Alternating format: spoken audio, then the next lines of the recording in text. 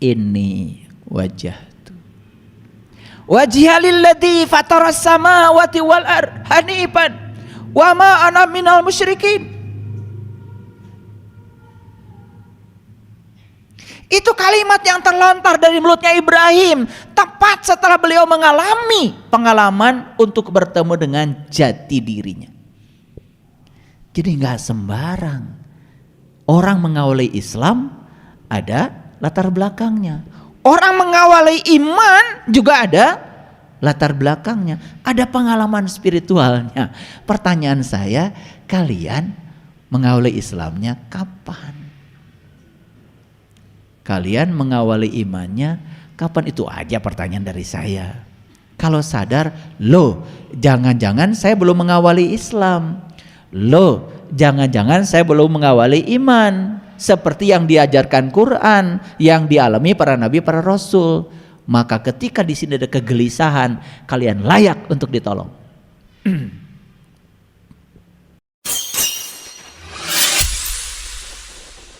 Sesungguhnya awal agama itu adalah makrifatullah, mengenal Allah. Hari ini saya ingin menyampaikan sebuah gagasan yang saya beri judul besar, kelompok manusia yang dapat ditolong. Kalau ada yang dapat ditolong, berarti di seberangnya pasti ada yang tidak dapat ditolong. Tentu saja kalau kita ditanya, kita ingin termasuk yang mana? Ingin yang dapat ditolong atau tak dapat ditolong? Sudah dipastikan jawaban kita ingin dikelompokkan menjadi manusia yang dapat ditolong. Pertanyaannya, siapa yang bisa menolong kita? Tidak ada yang bisa menolong kita kecuali diri kita sendiri. Apakah Allah tidak bisa menolong kita? Allah pun hanya dapat menolong kita kalau kita mau ditolong. Jadi cara Allah menolong kita itu tidak secara otomatis. Makanya di banyak ayat Allah selalu menyatakan yahdillahu linurihi mayyasha. Dan Allah akan menunjukkan kepada cahayanya siapa yang dikehendaki. Hati-hati memahami kalimat itu. Karena banyak yang gagal memahami kalimat itu lalu menjadi pasif. Hanya menunggu untuk dikehendaki oleh Allah. Nah, kalau kita menunggu untuk dikehendaki Allah, selamanya kita hanya menjadi seorang penunggu. Jadi Allah itu hanya akan menghendaki mereka yang punya kehendak. Mengapa begitu? Alam semesta ini, nih Sang Hyang Taya, kekosongan, energi ilahi tanpa batas yang meliputi seluruh kekosongan ini, itulah yang meliputi kita. Dan posisi kita saat ini diliputi oleh semesta tanpa batas ini. Sedangkan Allah di Quran mengatakan berulang kali bahwa aku meliputi kalian. Bahkan Allah mengatakan wa huwa ma'akum aina ma kuntum. Dan dia bersamamu dimanapun kamu berada. Mari kita lihat. Kita sekarang ada di sini. Bukankah kita bersama ini? Nanti kita pindah keluar, akan bersama ini. Kita pergi ke luar negeri, pasti bersama ini. Kita pergi ke planet lain, akan selalu bersama ini. Ini ruang kosong ini tidak pernah meninggalkan kita. Kita mengambil kehidupan lewat napas dari sini. Kita akan mengembalikan kehidupan lewat napas ke sini. Makanya orang mati disebut menghembuskan napas yang terakhir. Kemana? Ke sini. Sedekat itu. Nah, bagian dari dirinya yang maha tak terbatas ini sudah ditiupkan ke dalam diri kita. Yang ditiupkan dari bagian dirinya diberi nama berbeda, namanya ruh. Jadi ruh itu adalah bagian dari dirinya Allah yang meliputi semesta raya ini yang sudah ditiupkan ke dalam diri kita. Jadi kalau saya mengumpamakan Allah itu lautan yang tanpa batas, bagian dari dirinya yang ditiupkan ke dalam diri kita itu adalah percikan dari lautan yang tanpa batas, tetesan dari lautan yang tanpa batas. Tentu saja lautan yang tanpa batas dengan satu tetes air yang diambil dari lautan itu sifatnya sama. Makanya orang menyelidiki laut tidak pernah membawa laut ke laboratorium, hanya membawa satu tetes saja dari laut, dan itu yang diselidiki secara cermat. Tingkat kegaramannya, pH-nya, salinitasnya, keasamannya, tingkat kebasahannya. Hanya dengan menyelidiki satu tetes air itu lalu bisa menceritakan keseluruhan dari sagaranya laut. Makanya menjadi sangat masuk akal kalau para nabi, para rasul mengatakan siapa yang kenal dirinya maka dia akan kenal Tuhannya. Jadi siapa yang kenal ruh yang ditiupkan ke dalam dirinya, maka dia akan kenal ya seluruh yang meliputi semesta raya ini. Masuk akal kan? Nah, sifat air yang satu lautan itu dengan sifat air satu tetes yang diambil dari lautan sama. Jadi kalau Allah Maha berkehendak, berarti ruhku yang ditiupkan ke dalam diri kita pun sebetulnya punya kehendak. Nah, ketika dua kehendak itu saling berpadu, di situ terjadi yang namanya pertemuan. Sama seperti saat ini, saya punya kehendak ingin mengajar, kalian punya kehendak ingin belajar. Yang punya kehendak ingin belajar dengan yang punya kehendak ingin mengajar berpadu di sini, sehingga di sini terjadi proses belajar mengajar. Kan namanya juga proses belajar mengajar. Ada yang belajar, ada yang mengajar. Itu terjadi pertemuan dua keinginan. Satu keinginan yang mau belajar, satu keinginan yang mau mengajar. Kalau saya pergi dari sini dan tidak ada di sini, tidak terjadi proses belajar mengajar. Jadi pertemuan itu selalu terjadi karena ada dua kehendak. Jadi kalau Allah mengatakan yahdillahu linurihi mayyasha, Allah akan menunjukkan pada cahayanya siapa saja yang dikehendaki, maka bukan berarti Allah itu menghendaki si A, tidak menghendaki si B. Tidak seperti itu mekanismenya. Cara Allah menghendaki berdasarkan kehendak kita. Begitu kita punya kehendak, dikehendaki Allah, terjadilah pertemuan dua kehendak. Di situ proses perjalanan mulai berlaku. Pelan-pelan ya ngajinya supaya ngerti. Karena kita selama ini memahami Quran, memahami kitab suci itu benar-benar kulitnya saja, sehingga tidak masuk. Sehingga pesan dari Quran sebagai surat itu tidak masuk. Padahal Quran itu surat. Jadi kalau di Injil itu ya, kalau baca Injil itu disebutnya pasal dan ayat. Tapi kalau Quran itu surat. Nah, sekarang mengapa Quran disebut surat? Kan namanya surat itu pasti ada pesan dong.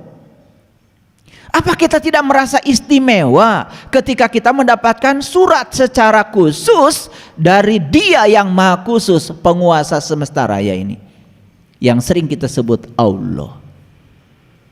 Nah, sayang sekali surat yang Allah kirim kepada kita ini selama ini hanya menjadi hiasan dinding, hanya menjadi pemenuh lemari-lemari buku kita, dan kita sampai hari ini tidak pernah bisa menangkap apa isi surat di dalamnya.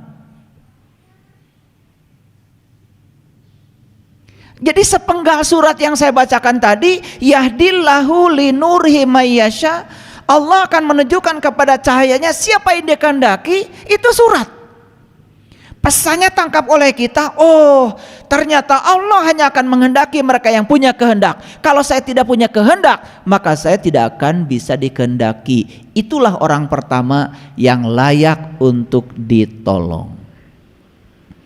Ketika kita memunculkan kehendak dalam diri, berarti kita sedang memunculkan diri bahwa saya sedang menolong diri saya sendiri. Begitu kita ingin menolong diri sendiri, maka Allah akan menolong kita. Itu mekanismenya.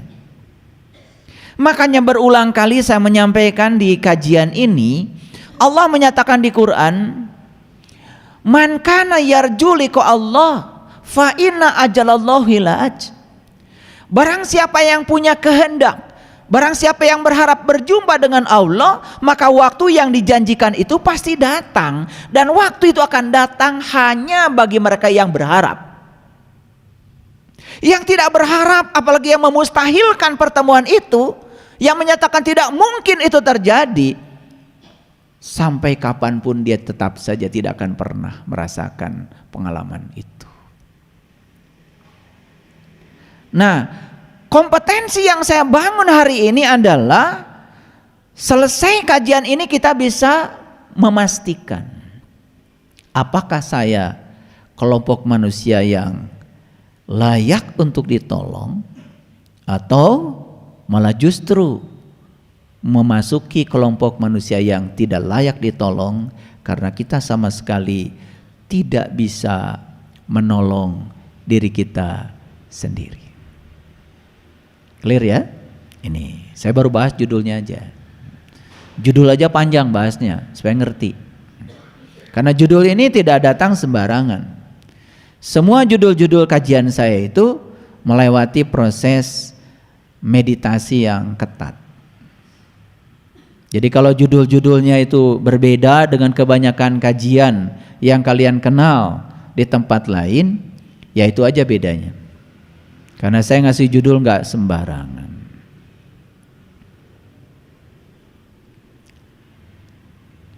Jadi judulnya bukan meningkatkan iman dan takwa, bukan. Karena itu sudah banyak judul seperti itu. Judulnya meningkatkan iman dan takwa, tetapi isi kajiannya nggak tahu apa itu iman, nggak tahu itu apa takwa. Ya bagaimana meningkatkannya? Akibatnya jadi hanya basa-basi saja. Karena saya tidak mau terjebak dalam basa-basi, maka judul ini lebih spesifik.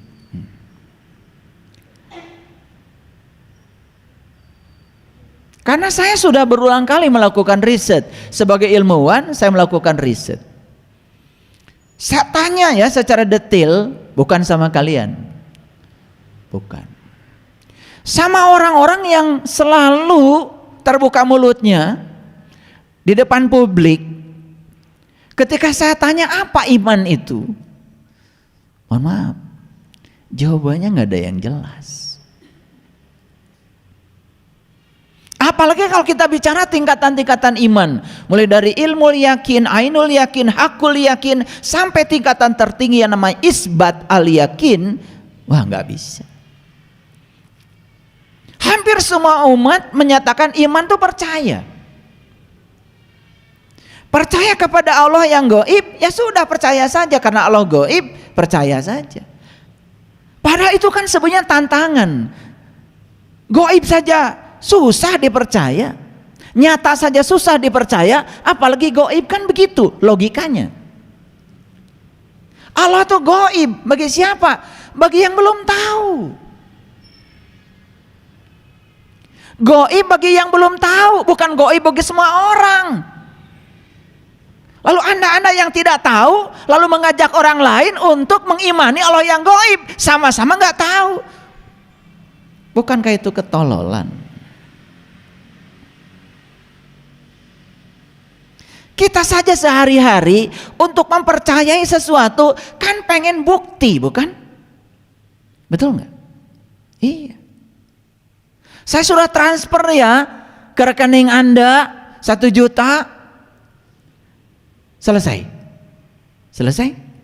Ya pasti enggak. Tolong dong difoto bukti transfernya. Betul nggak? Sampai di situ saja bukti transfer sudah dikirim, masih belum percaya sebelum uangnya diambil. Bener nggak ada di rekening kita? Itu iman, itu harusnya begitu. Ya kita ini selama ini disuruh iman sama Allah, karena Allah gaib, udah imanin aja. Allah gaib, malaikat gaib, semua pada gaib. Lah yang nyata aja susah diimani, apalagi yang gaib. Allah itu gaib bagi yang nggak tahu. Bagi yang tahu ternyata Allah tuh nggak gaib sama sekali. Dia tuh maha nyata.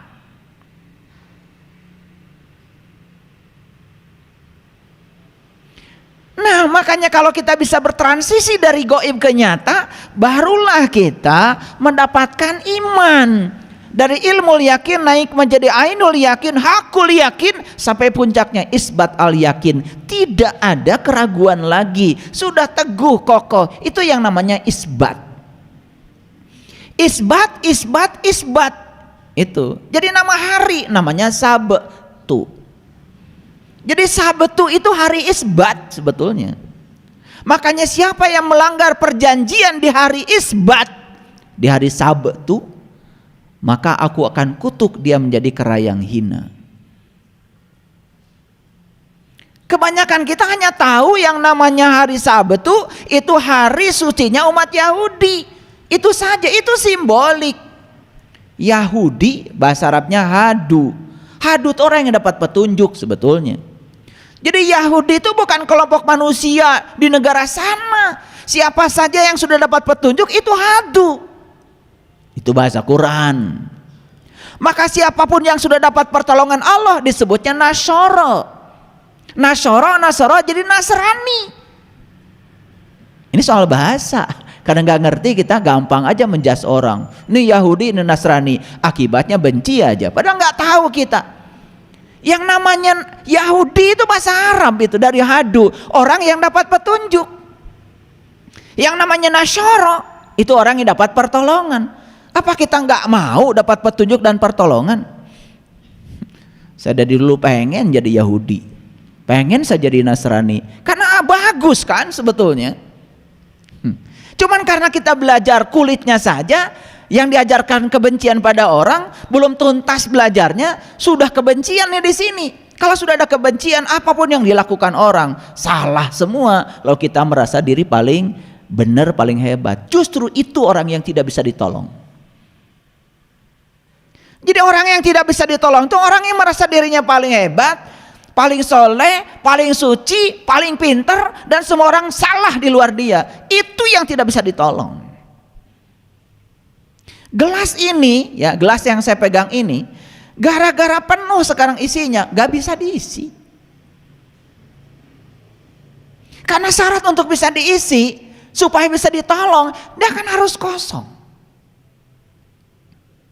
Sekarang sudah kosong pun belum tentu bisa diisi, sepanjang ini belum dibuka. Ini belum dibuka. Ini bahasa Inggrisnya namanya cover. Bahasa Arabnya kafir. Jadi kafir itu artinya tutup. Selama ini kita mengatakan kafir pada orang yang berbeda keyakinan dengan kita. Apa enggak konyol? Ini kafir tuh tutup. Sudah jadi bahasa sepak bola kiper. Itu dari kafir. Koper. Itu dari kafir. Cooper. Itu semua dari kafir itu. Dari bahasa Inggris cover. Makanya kalau kalian tidur kan pakai bed kafir. Ya biar adil, bednya dari Inggris, kafirnya Timur Tengah, kan biar ngerti kan? Gitu maksud saya. Nah tutupnya harus dibuka. Orang yang tertutup pikirannya, orang yang tertutup pikirannya itu bukan orang biasa. Biasanya orang yang menganggap dirinya sudah serba bisa. Ini yang susah ditolong. Makanya saya tidak bisa menolong orang-orang yang tidak bisa ditolong. Orang yang merasa dirinya tahu, padahal dia itu tidak tahu. Cuman dia tidak tahu, bahwa dia tidak tahu, cuman sok tahu, seakan-akan dia paling tahu, padahal dia tidak tahu, cuman dia tidak sadar kalau dia tidak tahu, gak bisa ditolong. Santrinya bisa ditolong karena kosong, tapi guru santrinya belum tentu bisa ditolong. Maka beruntung kalian gak jadi guru santri, gampang ditolongnya. Ini saya ngomong pakai bahasa terbuka aja ya, biar ngerti. Karena kalau sudah pakai gelar macam-macam, pakai kiai, pakai haji, apalagi sudah masuk kelompok ulama ini, ulama itu, merasa diri paling berilmu, susah ditolongnya. Karena kerjaannya cuma menyampaikan yang dia tidak tahu, tetapi seakan-akan dia tahu. Kan banyak orang yang cerita Allah tapi nggak tahu Allah. Banyak orang yang cerita malaikat belum jumpa malaikat. Sampai kemarin saya di kelas, ya, di kelas sedang belajar. Saya tanya mahasiswa, 40 mahasiswa saya tanya pertanyaan begini. Siapa di ruangan ini yang takut setan? Langsung merinding. Terus saya tanya, yang pertama merinding saya suruh ke depan. Kenapa kamu merinding? Takut Pak. Udah lihat setan belum? Belum Pak. Ini mahasiswa ini, lingkungan akademis ini. Sudah terjadi kebodohan di lingkungan akademis ini. Saya ceritakan di sini. Makanya saya bilang, aneh ya kamu itu. Takut setan belum pernah ketemu setan. Langsung gitu. Karena ada paradigma yang dibangun sejak kecil yang namanya setan itu mengerikan, menakutkan, kan begitu. Lalu pertanyaan saya yang kedua, di antara kalian 40 ini, ada nggak yang sekarang ingin bertemu dengan setan? Katanya, tambah takut.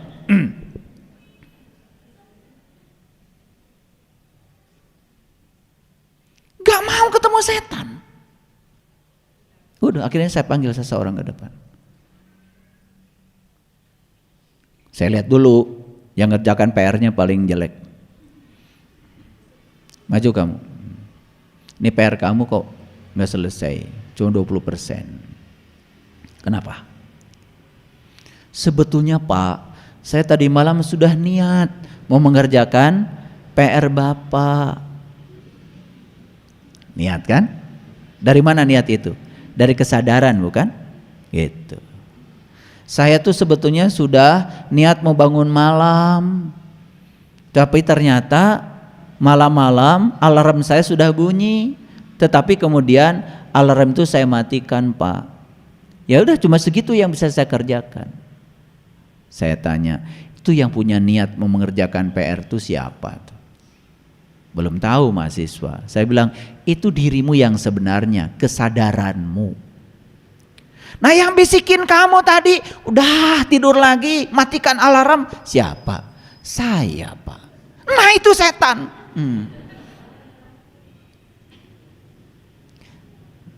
Begitu saya, karena ini lingkungan akademis kan harus bukti. Akhirnya mereka, oh setan tuh saya Pak. Kamu takut lagi sekarang? Enggak Pak kalau begitu. Ya pada berani. Akhirnya sekelas kan, setan ketemu setan.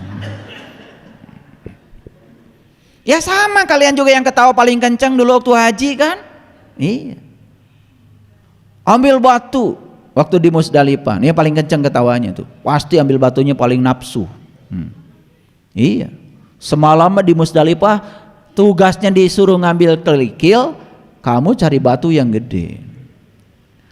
Karena kamu pikir dengan lebih besarnya batu yang mau dilempar, maka setan akan lebih cepat kan matinya, begitu? Iya. Masih ingat gak dulu tempat lempar jumroh? Itu kan kayak sumur. Tadi pagi tuh ada yang share ya, Mekah dari waktu ke waktu tuh, bagus tuh di grup. Itu kan kayak sumur, di tengahnya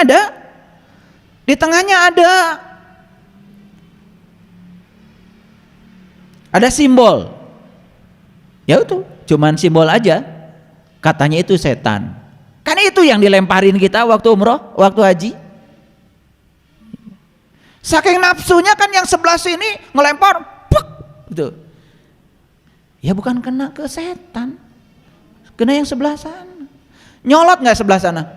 Ya nyolot juga, diambil lebih gede lagi, puk gitu kan gitu. Akhirnya kan siapa yang sedang lempar-lemparan? Susah sekali cari setan. Iya, setan sedang lempar jumroh. Itu karena tidak mengerti. Karena tidak mengerti. Itu simbolik lalu dipahami seakan-akan itu sebenarnya. Tidak bisa membedakan mana umpama mana sebenarnya. Kan orang yang tidak bisa membedakan mana umpama mana sebenarnya itu harus diselidiki kan sebetulnya kesehatan jiwanya. Kalau ada orang bahagia, ya bahagia, baru membayangkan uang banyak, itu kan harus diselidiki kesehatan jiwanya. Seumpamanya saya tadi nanti punya uang 2 miliar, saya mau bagikan 1 miliar, yang 1 miliar saya tabung, biar saya nggak usah kerja lagi. Jika perlu saya habiskan 2 miliar, gak apa-apa, saya ngelamun lagi, itu kan. Maka di Quran tuh banyak sekali ayat-ayat yang mengatakan wa yadribullahul amsalan linnas. Aku berbicara kepada kamu itu hati-hati dengan perumpamaan. Kepada siapa Allah berbicara perumpamaan? Kepada yang tidak tahu. Tapi kepada mereka yang tahu tidak bicara perumpamaan, bicara nyata senyata-nyatanya. Jadi sekarang saya mau tanya, mau perumpamaan terus atau mau nyata? Itu cari orang yang bisa membimbing kita ke dimensi yang nyata. Jangan belajar sesuatu terus-menerus perumpamaan. Paham sampai sini? Oke, baik, saya lanjutkan. Jadi siapa saja kelompok manusia yang tidak bisa ditolong?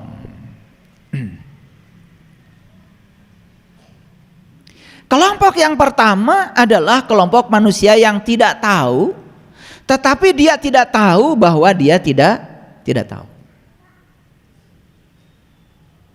Nah, sekarang kelompok mana yang bisa ditolong? Yang bisa ditolong hanya mereka yang tidak tahu, tapi tahu kalau dia tidak tahu. Itu saja.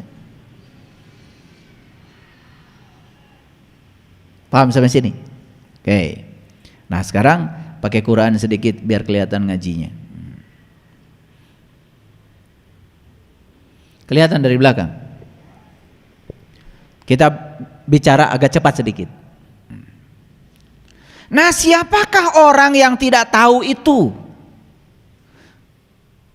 Ini yang dimaksud orang yang tidak tahu tetapi dia tidak tahu bahwa dia tidak tahu. Siapa mereka itu sebetulnya? Baik, kita lihat ayat ini. Maaf ya kalau terjemahannya saya betulkan supaya lebih cocok dengan bahasa Arabnya. Innallazina kafaru. Apa terjemahannya? Sesungguhnya orang kafir, berarti nggak diterjemahkan. Itu terjemahan yang keliru. Kalau terjemahkan semuanya supaya nggak salah. Kalau ini tidak diterjemahkan, sesungguhnya orang-orang kafir, di otak kita sudah ada kafir itu orang lain yang berbeda keyakinan dengan kita. Kan kita jadi ngomongin orang, bukan ngomongin diri sendiri. Kan ini ngaji mau nolong diri sendiri. Kalau mau nolong diri sendiri berarti ngajinya ke dalam, bukan keluar. Paham sampai sini? Jadi terjemahnya bagaimana terjemahnya? Innallazina kafaru, sesungguhnya orang-orang yang tertutup. Tertutup apanya? Ya segalanya. Tertutup pemikirannya, tertutup mata kalbunya, tertutup terhadap kritik, tertutup. Karena orang-orang yang model kayak gini ya, pasti orang yang menganggap dirinya itu sudah selesai, menganggap dirinya sudah sempurna, udah nggak mau belajar lagi. Ini orang yang berbahaya. Bahaya nggak?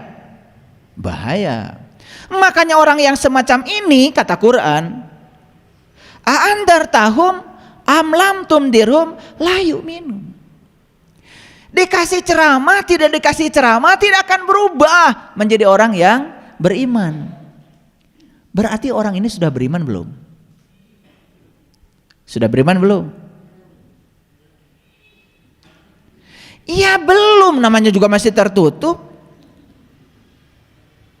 Tetapi orang ini sudah mengaku seakan-akan dirinya sudah beriman. Kan mengimankan orang yang belum iman gampang. Tapi mengimankan orang yang sudah merasa dirinya beriman itu yang sulit. Jadi siapa yang tidak bisa ditolong? Siapa yang tidak bisa ditolong? Orang yang belum beriman tetapi sudah merasa dirinya beriman, padahal masih tertutup, susah ditolong. Tapi orang yang sadar, jangan-jangan saya masih tertutup. Oh ternyata iman itu ada awalnya. Oh ternyata Nabi Musa waktu mau beriman itu ada awalnya. Kan Musa minta melihat Tuhan. Diabadikan dalam Quran surat Al-A'raf 143. Ya Tuhanku, nampakkanlah diri Engkau kepadaku agar aku dapat melihatmu. Apa kata Tuhan? Kamu tidak akan sanggup melihatku, tapi lihatlah ke dalam dirimu, lihatlah ke dalam bukitmu, lihatlah ke dalam gunungmu. Ini sudah dibahas kesempatan yang lalu, gak saya ulang lagi. Lihatlah ke puncak kesadaran tertinggimu. Maka kemudian Allah menampakkan diri di situ. Falamma tajalla rabbuhu lil jabal. Tajali. Apa yang terjadi? Gunungnya hancur luluh dan Musanya jatuh pingsan, mengalami fana billah. Disitulah Musa mengalami kalimat la ilaha illallah. Setelah Musa mengalami pengalaman itu, apa yang dikatakan Musa? Qala subhanaka tubtu ilaika wa ana awalul mu'minin. Maha suci Engkau ya Allah, sungguh aku kembali kepadamu dan inilah awal aku beriman. Jadi para nabi, para rasul mengajarkan iman itu ada awalnya. Gak kayak kalian dari kecil diajarkan oleh orang tuamu. Nanti kalau di sekolah ya ditanya guru agama, agamamu apa? Bilang aja nak Islam. Siapa yang ngajarin? Siapa yang ngajarin? Lah bapakmu. Kalau sudah mengaku beragama Islam, berikutnya apa? Ayo jawab. Kan kalian mengaku sebagai orang yang beriman. Betul nggak? Nah yang di luar Islam disebutnya non muslim kan? Dianggap olehmu tidak beriman, kan begitu pelajarannya. Sembrono.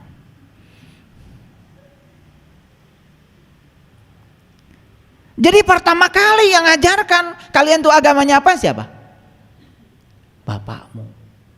Terus diresmikan agamamu Islam oleh siapa? Oleh Pak RT. Lah iya kan waktu bikin KTP. Punten, alamat di mana? Jenengan teh saha? Betul nggak? Tanggal lahir, tanggal sabaraha. Kan gitu. Pekerjaan naon? Punten. Agamanya apa? Islam Pak RT, kan gitu, resmi, ditulis tadi KTP. Apakah itu diakui Allah?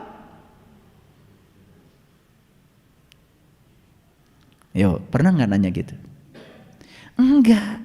Kenapa enggak? Kalau kita tidak pernah bertanya, berarti kita tidak layak menjadi manusia yang dapat ditolong. Nah yang sadar kemudian cari-cari nih para nabi, para rasul kapan mulai Islamnya ya? Akan ketemu ayatnya.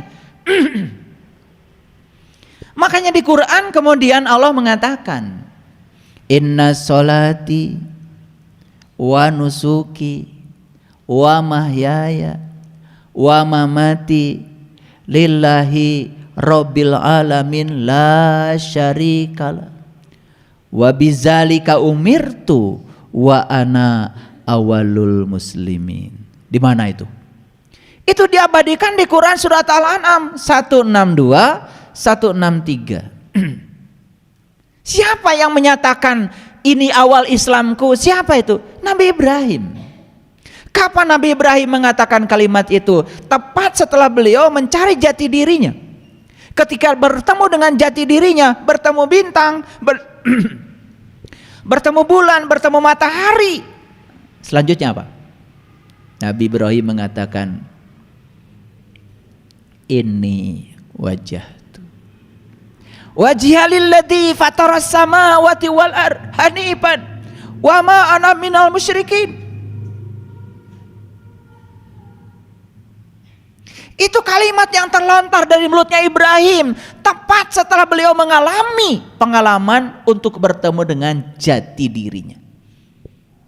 Jadi nggak sembarang orang mengawali Islam, ada latar belakangnya. Orang mengawali iman juga ada latar belakangnya, ada pengalaman spiritualnya. Pertanyaan saya, kalian mengawali Islamnya kapan? Kalian mengawali imannya kapan? Itu aja pertanyaan dari saya. Kalau sadar, loh jangan-jangan saya belum mengawali Islam. Loh jangan-jangan saya belum mengawali iman seperti yang diajarkan Quran, yang dialami para nabi, para rasul. Maka ketika di sini ada kegelisahan, kalian layak untuk ditolong. Yang tidak gelisah pasti mengatakan dirinya sudah selesai, bukan? Dan orang yang macam itu gak layak untuk ditolong. Paham ayat ini? Ayo ulangi lagi. Sekarang bacanya gini. Tadi bacanya gimana? Sesungguhnya orang kafir sama saja dikasih ceramah, tidak dikasih ceramah, tidak akan beriman. Apa yang selama ini kita lakukan? Ini ditujukan pada orang lain. Wah, dia mau dikasih ceramah juga percuma, gitu kan? Tidak akan beriman, kafir, gitu. Emang kalian kalau udah dikasih ceramah jadi beriman gitu?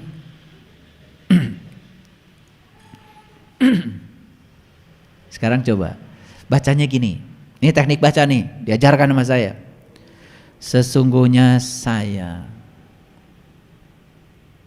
sama saja bagi saya dikasih ceramah atau tidak dikasih ceramah, saya tidak akan terbuka. Karena iman itu kata Nabi adalah terbuka. Al iman tasdikun bil qalbi. Iman itu terbukanya mata qalbu. Ulangi, ayo tunjuknya gini. Sesungguhnya saya, sama saja bagi saya dikasih ceramah atau tidak dikasih ceramah, saya tidak akan terbuka. Apa artinya? Karena ceramah tidak akan bisa membuka orang yang tertutup penglihatan kolbunya. Kalian mau buka pintu, ceramah atau buka pintu? Berdiri depan pintu. Wahai pintu. Gitu? Atau jika pintunya ceramahi terus, ya, wahai pintu, buka, gitu. Pintu akan terbuka dengan ceramah, karena pintu baru dibuka kalau ada kuncinya, kalau tahu cara menggunakan kuncinya. Setelah jetrek dibuka kuncinya baru terbuka. Kan cara buka pintu dengan ceramah, tidak dengan ceramah, betul? Sama, pintu rumah kita tidak akan bisa dibuka dengan ceramah. Pintu kolbu kita pun gak bisa dibuka dengan ceramah. Terus saja kalian ikut ceramah, tidak akan terbuka. Nah, orang yang tidak terbuka, belum terbuka, tetapi mengatakan dirinya seakan-akan sudah tahu, akan berbahaya karena dia akan masuk ke ayat selanjutnya. Apa? Khatamallahu ala qulubihim, gitu. Wa ala sam'ihim wa ala absarihim gishawatu walahum azabun adzim. Lihat saya semuanya. Orang yang merasa dirinya sudah iman padahal belum, orang merasa dirinya sudah tahu padahal belum, cuman mengklaim dirinya sudah tahu. Mohon maaf. Terkunci nggak kolbunya? Terkunci. Terkunci nggak pendengarannya? Terkunci. Nggak mungkin datang di tempat ini seperti kalian. Nggak mungkin. Apalagi yang harus saya dengar, saya udah tahu semua. Apalagi yang harus saya lihat, saya sudah lihat semua. Kan seakan begitu. Padahal dia baru lihat tulisan air. Belum lihat airnya. Padahal dia baru lihat tulisan Allah. Belum lihat Allahnya. Dia baru lihat tulisan malaikat, belum lihat malaikatnya kok. Kalau setan kelihatan terus kayaknya. Betul nggak? Kan setiap lihat cermin pasti ketemu kan?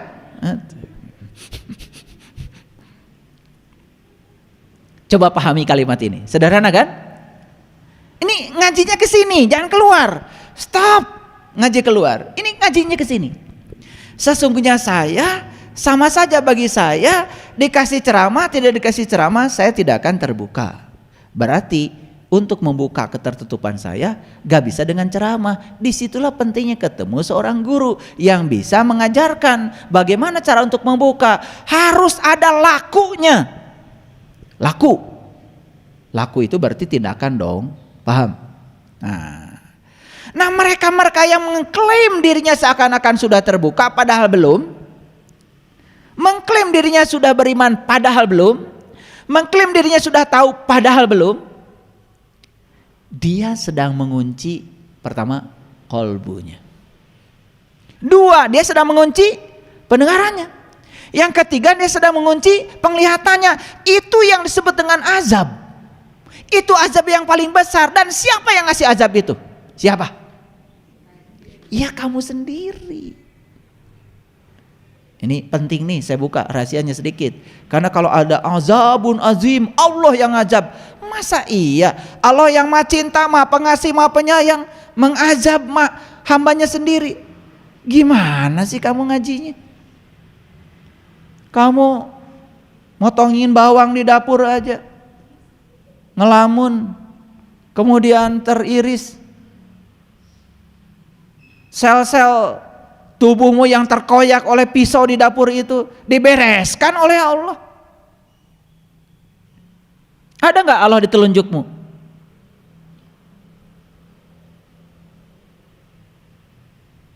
Allah itu tidak pernah tidak menempati satu ruang pun di semesta ini. Tidak ada satu tempat di semesta ini yang tidak ada kehadirannya.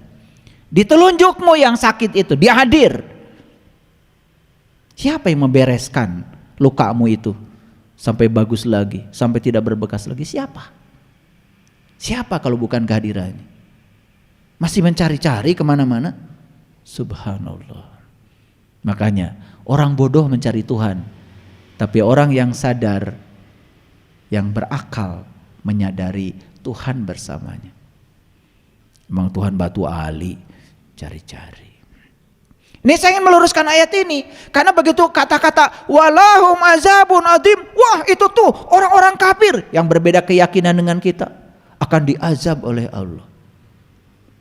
Buktinya mereka ekonominya lebih bagus, kehidupan mereka lebih bagus. Kamu aja yang suka bilang azab, minta sumbangan terus.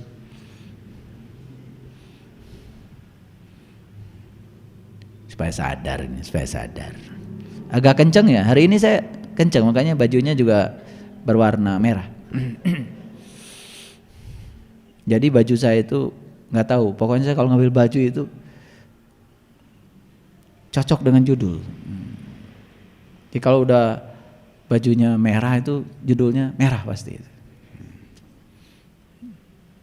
Karena saya juga nggak pernah milih-milih baju, pokoknya ngambil aja maunya itu hari ini. Ketemunya baju ini, baju Bali ini. Baju lama udah nggak kepake. Pokoknya hari ini saya pengen pakai baju warna merah. Tapi nggak marah. Lanjut, oke. Seru nggak ini? Mulai seru ya. Masuk nih lebih seru lagi. Wa minan nasi may yaqulu amana billahi wa bil yaumil akhir wa ma hum bimumin. Banyak manusia yang mengatakan kami beriman kepada Allah dan hari akhirat. Padahal mereka sungguh bukan orang yang beriman. Karena apa?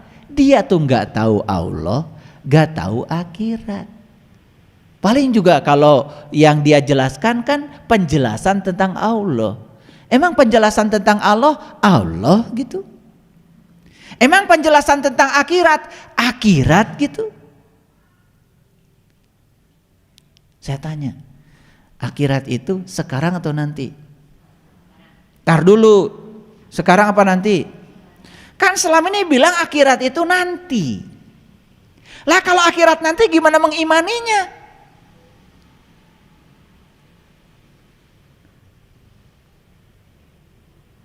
Ngerti?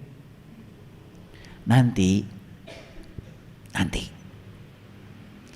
kamu bakal kaya, kata Mbah Dukun. Udah ada nggak kekayaannya? Belum. Rumah mewahnya? Mobil? Nanti. Percaya nggak? Percaya nggak? Hanya orang gila yang percaya pada yang belum terjadi seakan-akan itu sudah kejadian. Itu orang yang terjebak oleh halusinasinya sendiri. Nih saya lihat, kalau saya bikin lingkaran di sini, bikin lingkaran sempurna, tak, ketemu nggak titik awal dengan titik akhir? Ketemu? Kan Allah tuh bilang huwal awalu wal akhir. Aku yang awal, aku yang akhir. Coba kalau awal bertemu dengan akhir, ada awal nggak? Nggak ada. Ada akhirnya? Nggak ada. Gitu aja kok pusing. Ada tuh ya. Waktu dulu saya di pesantren, kan ayatnya huwal awalu wal akhiru. Dia yang awal, dia yang akhir. Itu ayatnya begitu. Saya tanya guru ngaji saya, kalau dia yang awal, dia yang akhir, berarti dia ada awalnya dong. Berarti dia juga ada akhirnya. Nah, Nabi Muhammad cerdas sekali membuat pengertian ini dalam laku tawaf. Makanya tawaf itu mulai dari Hajar Aswad, bikin lingkaran sempurna, pertahankan jari-jari, ketemu di Hajar Aswad. Persis seperti kalian dulu di SD belajar membuat lingkaran. Pakunya ditancap, yang pensilnya diputar. Kalau tidak tisoledat, nah tisoledat nih, apa bahasa Indonesianya? Kalau tidak terpeleset, itu akan ketemu titik awal dan titik akhir. Begitu ketemu titik awal titik akhir, jadi lingkaran sempurna, disebutnya mandala. Begitu sudah ketemu mandala, bingung kalian, dari mana saya tadi mulainya? Awal dan akhir ketemu, jadi tidak ada awal, tidak ada akhir. Itu yang namanya keabadian. Itu ngaji itu begitu.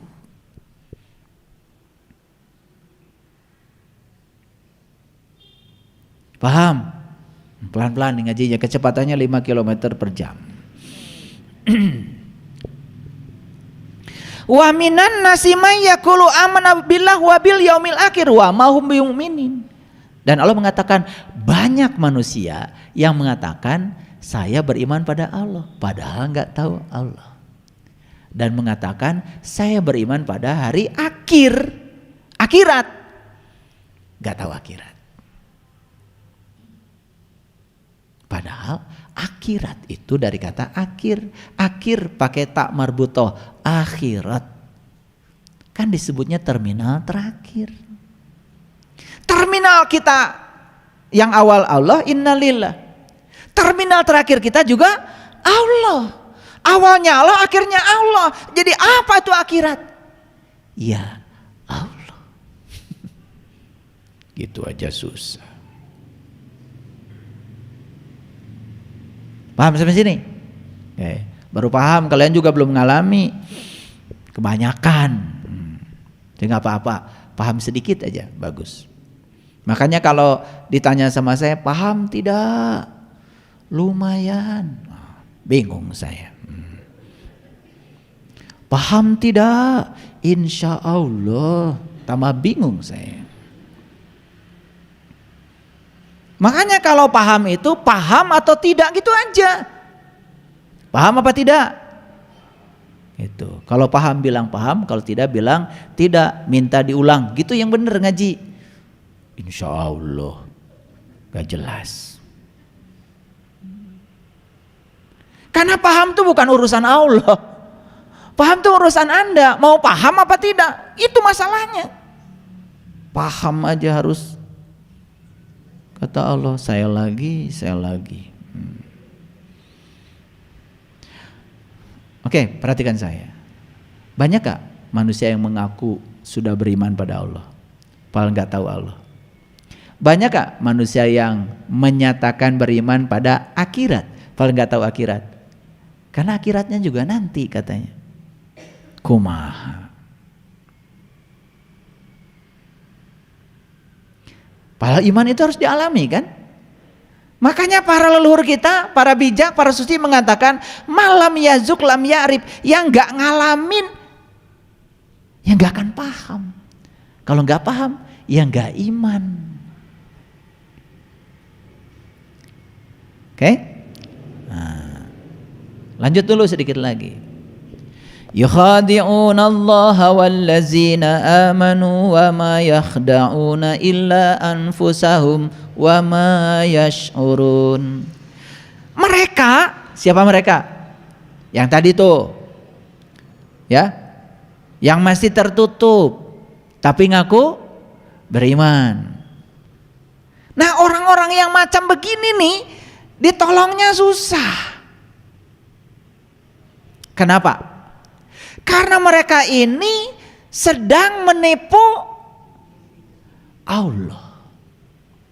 Yang kedua, dia sedang menipu orang yang beriman.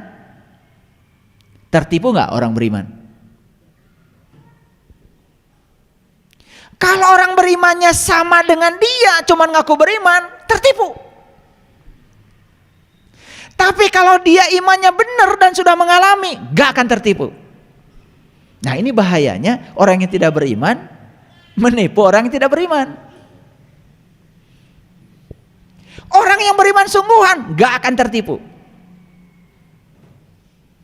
Ini saya punya cerita bagus.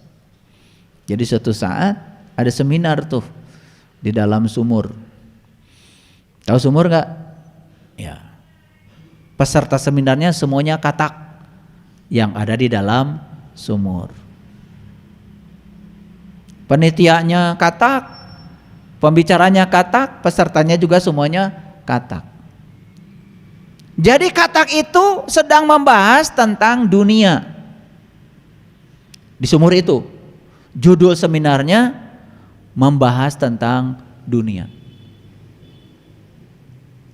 Tetapi di situ ada peserta yang nyelonong, ya namanya burung elang. Hadir sebagai peserta seminar. Jelas, burung elang kan tinggalnya tidak di sumur.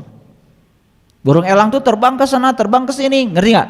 Nah, jadi si guru besar katak ini pembicaranya menyampaikan presentasi yang luar biasa.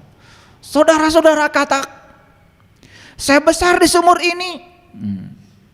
Saya sekolah di sini, TK, SD, SMP, SMA, sampai S-teler. Sampai saya sekarang jadi guru besar kepala di sumur ini. Izinkan saya menyampaikan pandangan saya tentang dunia. Wah, apa katanya? Saudara tahu, dunia itu seperti tempat kita tinggal ini. Jadi dia menjelaskan kepada pesertanya bahwa dunia itu ya sumur. Tepuk tangan, aplaus. Hebat Anda. Satu-satunya yang tidak tepuk tangan adalah burung elang. Burung elang bingung dengarkan ceramah katak itu. Setahu saya nah ini, cung tangan. Dunia itu ada mataharinya, ada ruang kosongnya, ada gunungnya, banyak pohonnya. Loh, Anda sembarangan aja bilang dunia itu adalah sumur. Jadi orang yang mengaku beriman di hadapan orang yang beriman beneran akan ketahuan palsunya. Tapi orang yang mengaku beriman di hadapan yang sama-sama mengaku beriman gak akan kelihatan palsunya. Itulah yang terjadi. Clear?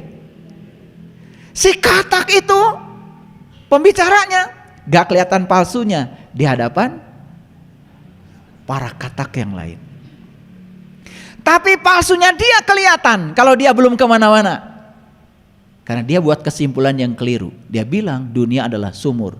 Ceroboh sekali. Untung ada burung elang. Ngerti maksud saya? Gak usah dilanjutkan. Sampai situ aja dulu. Saya pakai ilustrasi supaya nancep. Ngerti? Makanya yang bicara nggak beriman, ngaku beriman, yang diajak bicara ngaku beriman, nggak kelihatan.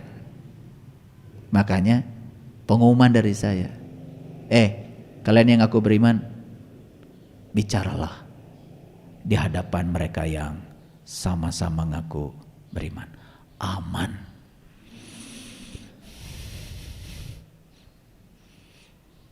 Betul nggak? Gitu. Masih ingat gak kalian dulu ketemu saya? Aman gak? Kalian ingat gak waktu ketemu saya? Aman gak? Gak aman. Cekat-cekot. Bingung kan kalian? Ditanya ini salah, ditanya itu salah, betul gak? Akhirnya tidak berani lagi menjawab karena salah semua. Itu bahasa Inggrisnya rampang rempeng.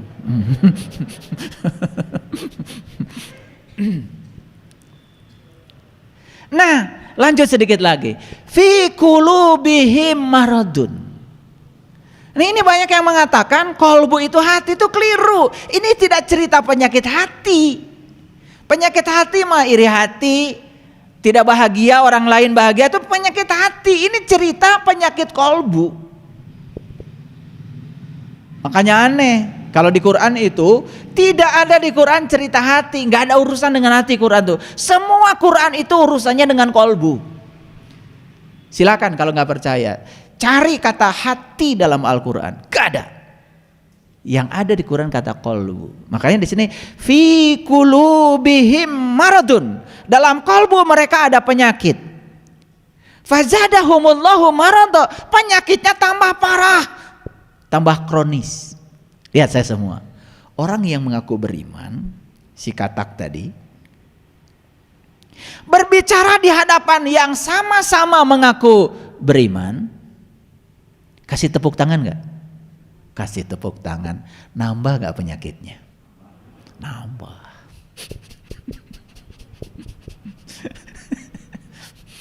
Itu bahayanya tepuk tangan. Bagi yang ngaku-ngaku, dia merasa makin tidak tahu. Kalau dia itu tidak tahu, semakin tersembunyi ketidaktahuannya. Apalagi jadwal untuk ngasih pencerahan pada orang-orang yang sama-sama tidak beriman, padat sekali. Rek irah diajarna.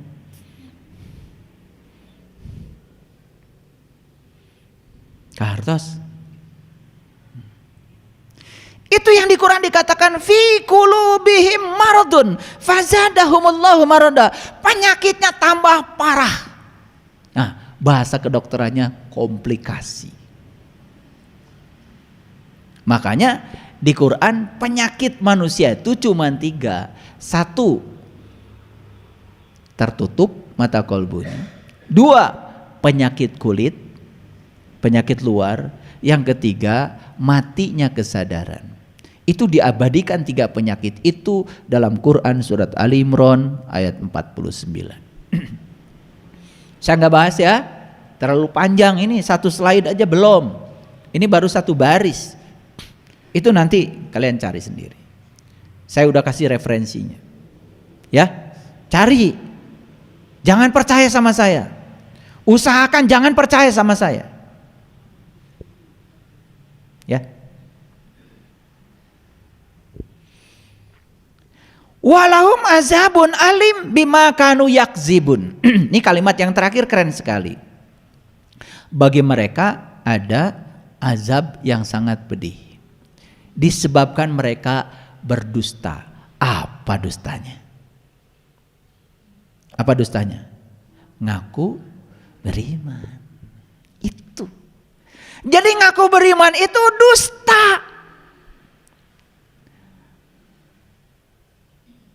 Dan orang yang di kelompok ini tak bisa ditolong.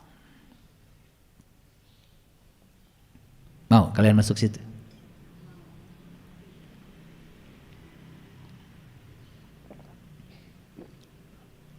Mau yang dapat ditolong atau nggak dapat ditolong?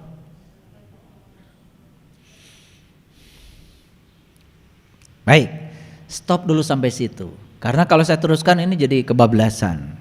Kita balik dulu ke slide yang berikutnya.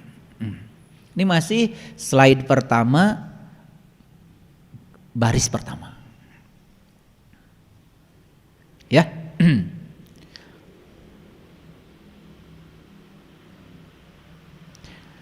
Yang kedua, siapakah manusia yang tidak dapat ditolong? Yang tidak sadar kalau dirinya sedang berada dalam kegelapan. Orang yang tidak sadar kalau dirinya sedang dalam kegelapan tidak akan merindukan cahaya. Betul? Karena yang merindukan cahaya hanya mereka yang sadar kalau dirinya dalam kegelapan. Ayo, saya kasih contoh sederhana. Masih ingat gak dulu kalian hidup waktu zaman belum ada PLN? Betul? Gelap. Nyaman? Nyaman aja, gak masalah. Anak 11 jadi, proyek oke, gak masalah. Tapi begitu sudah ada PLN sekarang sejam 2 jam, listrik mati. Kalian sudah mulai kelagapan. Betul? Nah, ketika seseorang itu tidak sadar kalau dirinya dalam kegelapan, tidak merindukan cahaya. Tapi siapa saja yang sadar kalau dirinya sedang dalam kegelapan, dan orang yang sadar kalau dirinya dalam kegelapan, tentu dia sudah tahu cahaya. Masuk akal? Pasti dia akan merindukan cahaya. Itu yang kedua, yang tidak bisa ditolong. Yang ketiga, ini sudah jelas, yang mengaku beriman. Yang mengaku beriman tidak bisa ditolong. Yang keempat, yang mengaku sudah Islam, tetapi belum mengalami Islam. Dan Islam itu sebetulnya adalah pengalaman sebetulnya. Makanya di Quran dikatakan la tamutunna illa wa antum muslimun. Janganlah kau mati kecuali sudah menjadi muslim. Muslim itu orang yang sudah mengalami Islam, bukan yang mengaku Islam.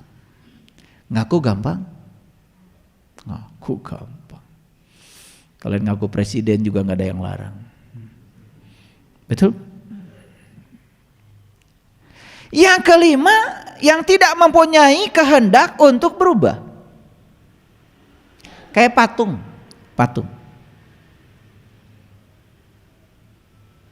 Saya yakin kalian yang datang pagi ini ke sini itu orang-orang yang mau berubah. Orang yang tidak mau berubah dan merasa diri seakan-akan sudah di puncak perubahan, gak ada di sini. Gak ada bagiannya. Makanya di Quran dikatakan alladzina yastami'unal qaul fayattabi'una ahsanahu ulaika hadahumullah ulaika hum ulul albab. Orang-orang yang tidak mau memasangkan telinganya untuk mendengar, maka dia tidak akan pernah sampai pada hidayahnya Allah. Dan siapa yang tidak sampai pada hidayah, maka dia tidak akan mencapai ulul albab. Itulah orang-orang yang rugi. Ulul albab siapa? Orang yang berhasil mengingat Allah dalam keadaan berdiri, duduk, dan berbaring. Luar biasa. Mengingat itu gak ada suaranya. Hening, bening, dingin. Yang ada suaranya itu menyebut. Kalian itu lucu. Menyebut diklaim mengingat. Dasar. Gak ngerti-ngerti. Karena gak mau berubah. Gitu.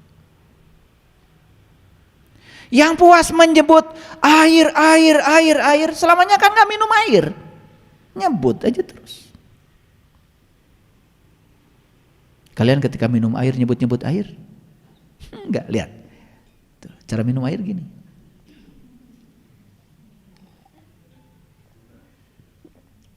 Ada suaranya? Ada tulisannya? Gitu, minum air. Terasa ke sini. Itu aja kok.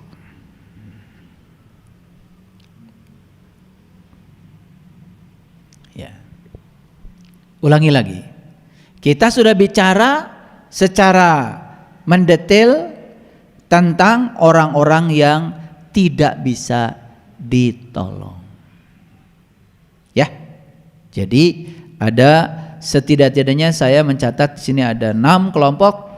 Yang pertama orang yang tidak tahu, tetapi dia tidak tahu bahwa dia tidak tahu. 2 orang yang tidak sadar kalau dirinya sedang dalam kegelapan. 3 orang yang mengaku beriman. 4 orang yang mengaku sudah Islam. 5 yang tidak mempunyai kehendak untuk berubah. Dan yang keenam, yang tidak tahu terima kasih. Makanya di Quran dikatakan, ya, la in syakartum la azidannakum wa la in kafartum inna azabi lasadid. Jadi orang-orang yang bersyukur pasti akan bertambah terus. Tahu artinya syukur? Syukur itu kebalikan dari kufur. Kalau kufur artinya tertutup, syukur artinya terbuka. Itu, ya. Jadi syukur itu orang yang sudah terbuka. Orang yang terbuka itu bisa menerima apapun apa adanya. Itu terbuka namanya. Nah, kalau kalian main tumpengan ketika naik jabatan, itu saya nggak tahu. Itu namanya tumpengan. Kalian kasih judul syukur. Syukur itu jabatan naik, jabatan gak naik, tetap aja bahagia. Itu syukur. Makanya syukur itu harusnya pada saat kalian jabatannya naik, undang teman makan tumpeng. Nah nanti pada saat jabatannya gak naik-naik, malah turun, undang juga teman. Alhamdulillah jabatan saya sekarang turun. Nah itu syukur. Jadi kalian itu selama ini bukan syukuran, tumpengan gitu. Karena mendapatkan yang diinginkan, mendapatkan yang tidak diinginkan kan benci sekali. Itu bukan syukur. Itu namanya masih belum terbuka. Paham sekarang? Nah ini wajahnya belum wajah syukur. Baru wajah-wajah yang menendang dan mencengkram. Kalau ada yang diinginkan dicengkram, kalau ada yang tidak diinginkan ditendang jauh-jauh. Itu bukan syukuran, itu namanya kufuran. Ini supaya ngerti aja saya kasih tahu. Nah, sekarang bagaimana cara minta tolong kepada Allah? Ya? Sudah dikasih tahu ayatnya, wasta'inu bisabri wassalah, wasta'inu bisabri wassalah, wa innaha lakabiratun illa alal khashiin.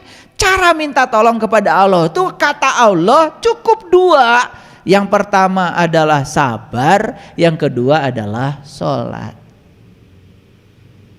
Awas, kalau saya bicara sholat, langsung kalian berpikir sholat yang 5 waktu. Itu juga betul. Ya. Tapi sholat itu ada yang lebih keren lagi. Tidak 5 waktu. Sholatnya sepanjang waktu. Itu yang lebih keren lagi.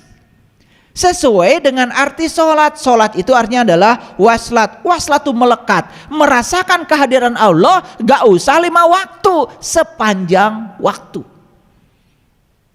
Nah, makanya kalau ingin merasakan sholat di dimensi ini harus ikut pelatihan sholat khusyuk,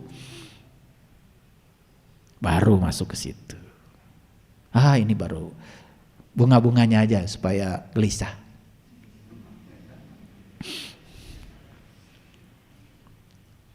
Karena Allah bilang di ayat ini, wa innaha lakabiratun ila alal khosiin. Tidak ada, tidak akan bisa kamu minta tolong dengan sabar dan sholat, karena itu amat berat, kecuali untuk orang-orang yang khusyuk.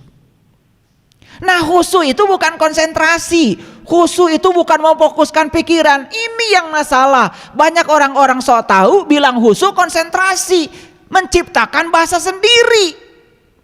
Tafsir Quran bil Quran tuh yang benar. Makanya kata khusyuk karena itu bahasa Rob harus dijelaskan oleh Rob. Itu kan, masih ingat kajian kemarin? Wa yas'alunaka 'anir ruh qul ar-ruh min amri rabbi wa ma utitu minal ilmi illa qalila. Jika ada orang bertanya tentang ruh, katakanlah ruh itu urusan Tuhan.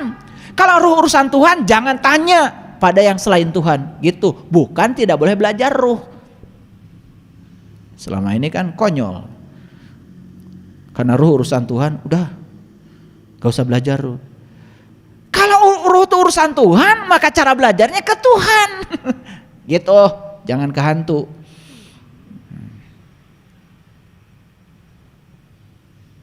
Wa ma utitu minal ilmi illa qalila. Karena kamu itu tidak diberi ilmu kecuali yang sedikit. Nah, yang sedikit itu adalah kunci pembuka mata kalbu agar kita bisa ketemu Tuhan, baru belajar ruh pada Tuhan, baru ngerti. Itu yang disebut dengan kecerdasan melampaui batas, yaitu batas pikiran. Karena tidak mungkin belajar tentang ruh pakai logika, apalagi pakai filsafat, tersesat. Belajar tentang ruh harus pakai ilmu, namanya ilmu ma'rifat. Ilmu ma'rifat tidak sama dengan tasawuf, tidak sama juga dengan filsafat. Tasawuf itu nggak ada zaman Rasul, nggak ada. Rasul cuma mengatakan awwaluddin ma'rifatullahi ta'ala wa rasulih. Awalnya agama mengenal Tuhan. Makanya Nabi Muhammad bilang dalam sebuah hadis, ma'rifat adalah modalku, akal pikiran sumber agamaku. Maka orang yang sudah diterangi cahaya ma'rifat, akal pikirannya dia sumber agama, bukan penghambat agama. Nah, ada orang yang akal pikirannya jadi penghambat untuk majunya spiritual karena belum terterangi oleh cahaya ma'rifat. Lihat itu 17 hadis Nabi dalam buku Sejarah Muhammad yang ditulis oleh Haikal. Itu dijelaskan tentang 17 hadis itu. Ma'rifat adalah modalku, akal pikiran sumber agamaku, rindu adalah kendaraanku, jihad adalah perangaiku. Kan terus. Yang terakhir, sholat adalah hiburanku. Jadi Nabi Muhammad mah sholat teh hiburan. Kalian sholat lagi hiburan nih, begitu sholat, jam 12 asa cikene geus adan deui. Beratnya salat teh. Karena nggak ngerti, nggak tahu rasanya, karena nggak pernah belajar. Jadilah salat jadi kewajiban. Padahal Nabi bilang salat adalah hiburanku. Gak ada di hadis salat adalah kewajibanku, nggak ada. Maaf ya. Yang alergi pada kata-kata saya, sabar dulu. Nah, apa itu khusyuk? Khusyuk itu kata Allah di Quran, allazina yadunnuna annahum mulaqu rabbihim. Jadi khusyuk itu artinya sebuah kondisi yang diawali dengan perjumpaan dengan Tuhan. Beda? Oh, setahu saya khusyuk adalah konsentrasi. Ya setahu lu.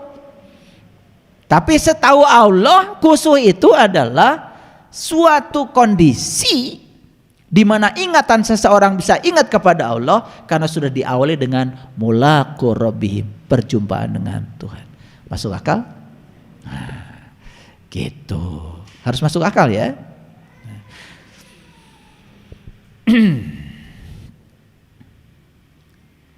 Lalu ayat lain Allah mengatakan in yang surkum, ya, in yang surkumullahu fala ghalibilakum. Jika Allah menolong kamu, maka tak ada orang yang dapat mengalahkan kamu. Jika Allah membiarkan kamu, maka siapapun gerangan yang dapat menolong kamu daripada Allah sesudah itu siapa? Karena itu hendaklah kepada Allah saja orang-orang mukmin bertawakal. Jadi ayat ini sedang menjelaskan kepada kita bahwa Allah itu bisa menolong seseorang, bisa tidak menolong seseorang. Allah itu bisa menolong seseorang, bisa juga membiarkan seseorang. Nah, pertanyaannya, siapa yang akan ditolong Allah menurut ayat ini? Sudah jelas tadi, yang ingin menolong dirinya sendiri. Dan siapa yang dibiarkan oleh Allah? Kriterianya sudah jelas. Dari 6 kriteria tadi sudah jelas, yaitu orang yang tidak mau menolong dirinya sendiri.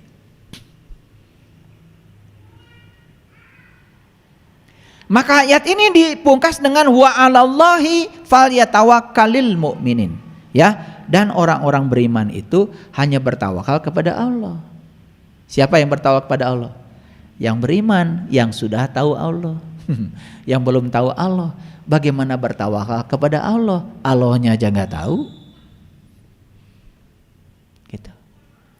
Maka begitu dia jadi orang beriman dan dia bertawakal kepada Allah, ya jelas dong dia akan ditolong Allah. Nah, hati-hati kata-kata ditolong Allah, karena salah kaprah lagi. Ditolong Allah sering dikatakan, wah, kalau Allah mengkabulkan semua doa saya, berarti Allah menolong saya. Nah, itu kayaknya kalian dari dulu di rumah gak nambah-nambah buku agamanya, ya. Iya, itu aja buku itu, kumpulan doa-doa mustajab. Paling banter nambah mujarobat, ya. Jadi nggak perlu lagi ya beli buku kumpulan doa-doa mustajab. Kenapa? Sudah selesai. Kalau orang sudah mencapai tingkat Islam yang sesungguhnya, dia sudah pasrah kepada Allah, dia sudah tidak mau lagi mengatur-ngatur Allah supaya mengikuti keinginan. Dia menerima apa saja yang sudah menjadi kepastian dari Allah sebagai kebenaran. Tidak terjebak benar salah, tidak terjebak baik buruk. Itulah yang disebut dengan muslim. Kalian muslim bukan? Muslim bukan? Berarti non muslim dong. Jadi muslim dan non muslim itu selama ini salah tempat. Ketika kita pasrah kepada Allah, nerima apapun yang terjadi, bahagia, muslim. Ketika kita selalu protes ke Allah, gak nerima, kunaon kia-kia teuing, itu namanya non muslim. Jadi siapa muslim dan muslim, non muslim? Nah loh, kamu juga kadang muslim, kadang non muslim. Gitu ngaji. Non muslim batur. Kumaha, gak naik kelas terus. Ini sekarang sedang jadi muslim atau non muslim?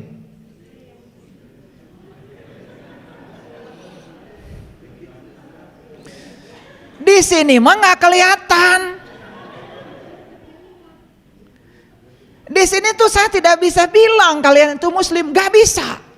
Karena saya tidak bisa bilang kalian muslim dari pakaiannya.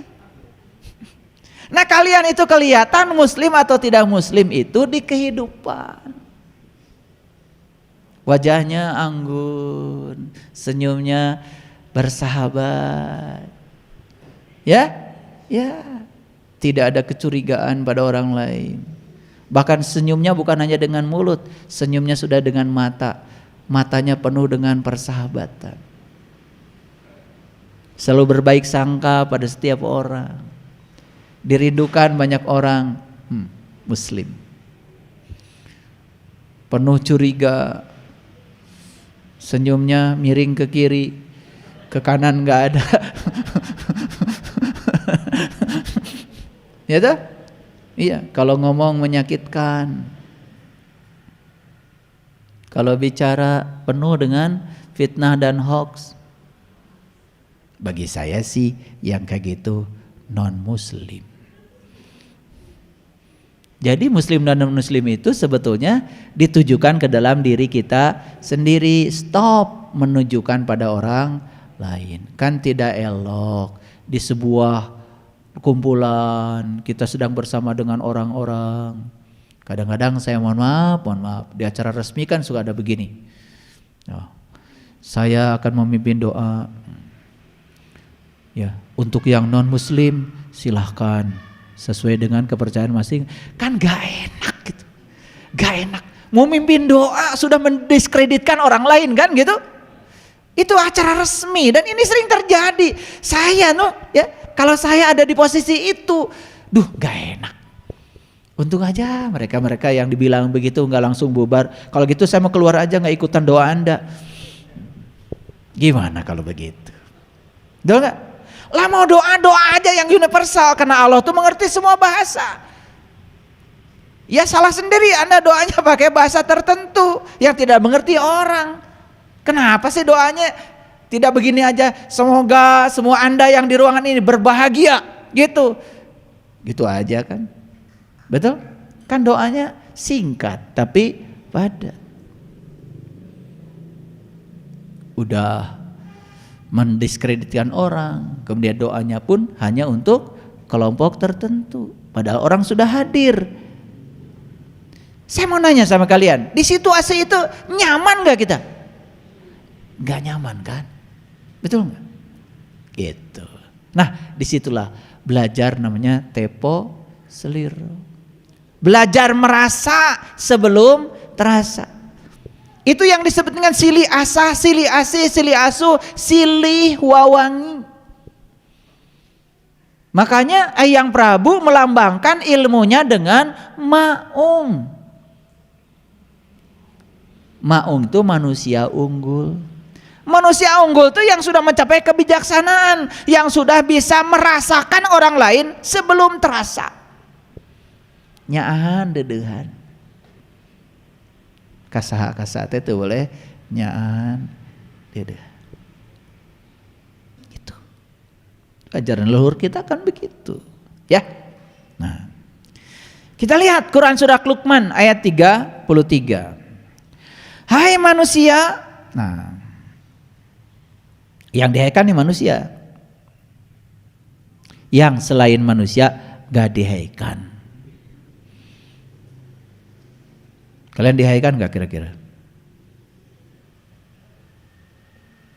Dihaikan apa tidak?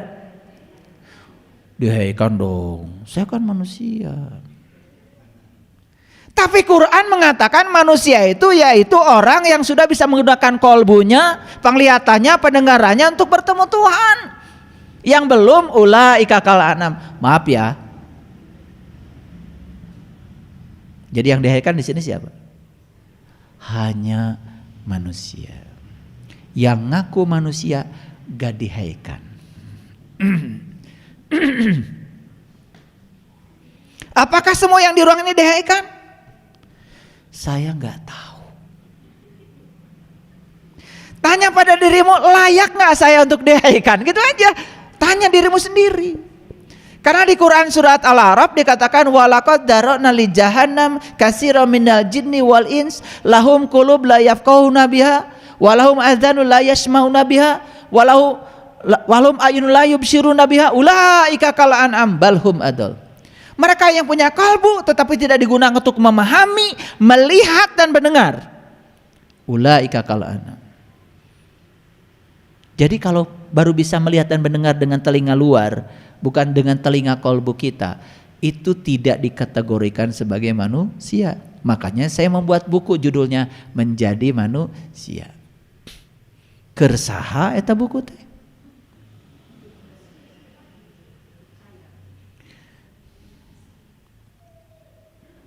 Kira-kira buat siapa? Judulnya singkat, Menjadi Manusia. Buat siapa? Buat saya, enak aja. Emang lu siapa? Buat yang baru ngaku jadi manusia tapi can jadi jelema. Hai manusia, bertakwalah kepada Tuhanmu dan takuilah suatu hari yang pada hari itu bapak tidak bisa menolong anaknya. Anak juga tidak bisa menolong bapaknya. Ini ayat judulnya itu supaya tidak ewuh pakeuh. Akan ada suatu hari di mana bapak nggak bisa menolong anaknya, anak juga nggak bisa nolong bapaknya. Akan ada suatu hari. Saya tanya sama kalian kalau udah pinter, kapan hari itu? Kapan hari itu? Sekarang. Enak aja, memang sekarang nggak bisa bapak nolong anak. Jang cing, bapak terbuka rokok ya? Bisa, bisa sekarang. Akan ada suatu hari bapak tidak bisa menolong anak dan anak tidak bisa menolong bapak. Kapan hari itu? Nah, liar kan? Iya. Selama ini kita tuh nggak ngerti ayat ini. Pada saat itu setan-setan dibelenggu.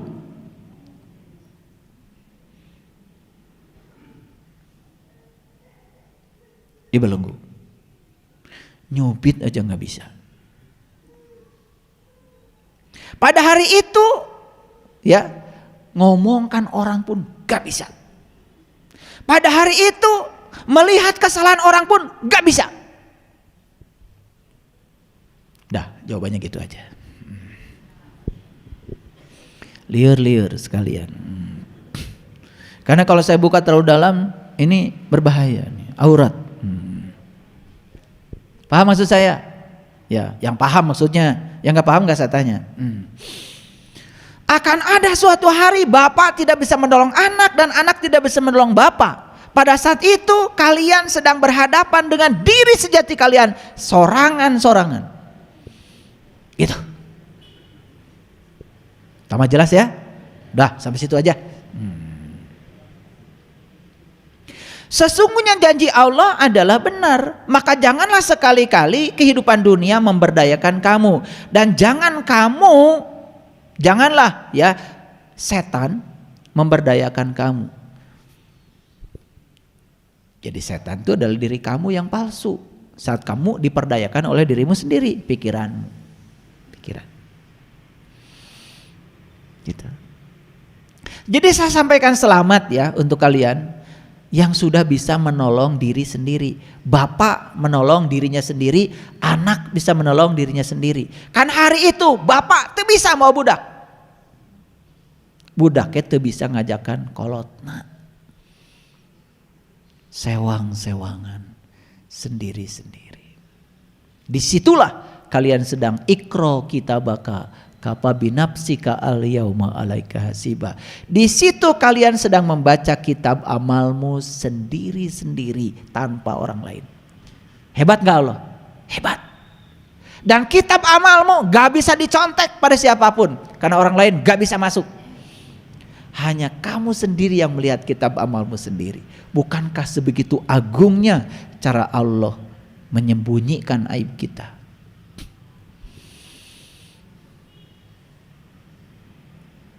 Sewang-sewangan sendiri-sendiri. Ikro kitabaka kapa binafsika al yauma alaika hasiba. Bacalah kitab. Dan kita tidak akan bisa melihat kitab orang lain. Dan kita tidak bisa ngintip kitab orang lain. Kita hanya bisa melihat kitab kita sendiri. Karena saat itu anak kita pun gak lihat. Bapak kita pun gak lihat. Saat itu kita cuma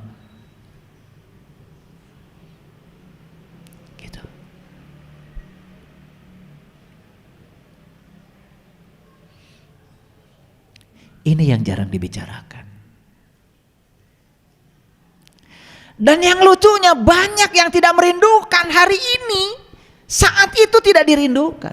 Harusnya tanya, kapan hari itu? Selalu saja hari kiamat. Hari akhirat ngerti juga enggak. Betul hari kiamat, tapi hari kebangkitan kesadaranmu. Betul hari akhirat saat engkau bisa menyaksikan akhirat dalam dirimu. Itulah hari yang penting, di mana anak tidak bisa menolong bapaknya, bapak tidak bisa menolong anaknya. Gitu. Kalau lagi gini bisa nggak tolong menolong? Bisa.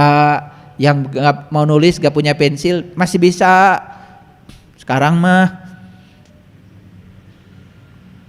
sebetulnya bukan hari, tapi saat. Nanti kalian pulang dari sini, silakan. Dan saat itu yang menentukan bukan Allah. Saat itu yang menentukan adalah dirimu sendiri. Saya pastikan sekarang saya mau menolong diri saya, dan saat ini saya tidak bisa menolong anak saya kecuali saya bisa menolong diri saya sendiri. Dan anak saya pun tidak bisa menolong saya kecuali dia menolong dirinya sendiri. Sudah, yuk sendiri-sendiri. Luar biasa, tidak pernah tidur, tidak pernah ngantuk. Allah selalu siap siaga setiap saat.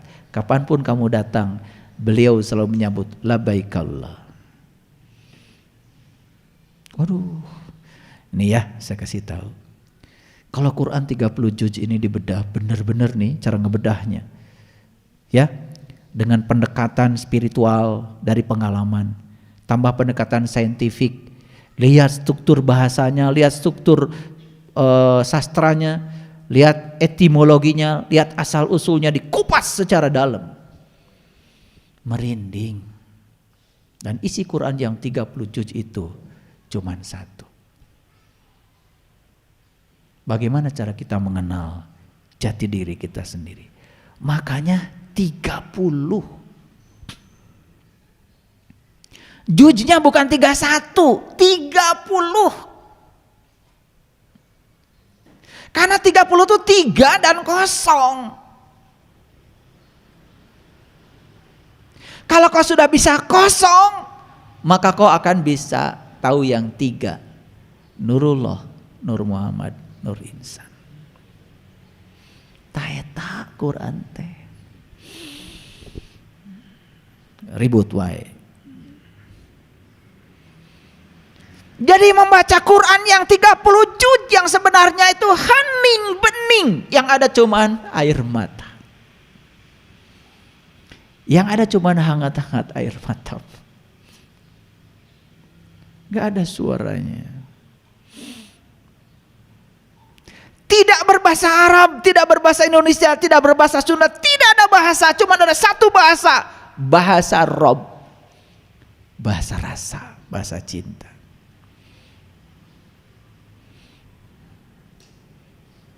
Udah bisa? Kalian yang sudah bisa baca Quran yang ini.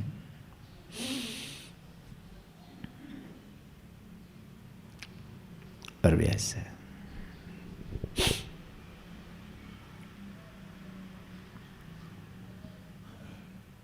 Baik, kita lanjutkan.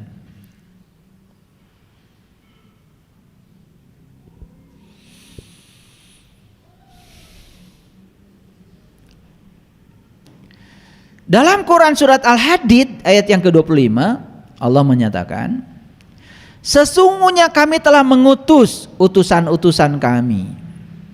Laqad arsalna rusulana bil bayinat, dengan membawa bukti-bukti yang terang benderang. Bayinah itu terang benderang, caang bayinah itu. Ya. Laqad arsalna rusulana bil bayinat, sesungguhnya kami telah mengutus utusan-utusan kami. Apa sih utusan-utusan itu yang dibawa dia? Cuma satu. Bukti yang terang benderang. Gitu.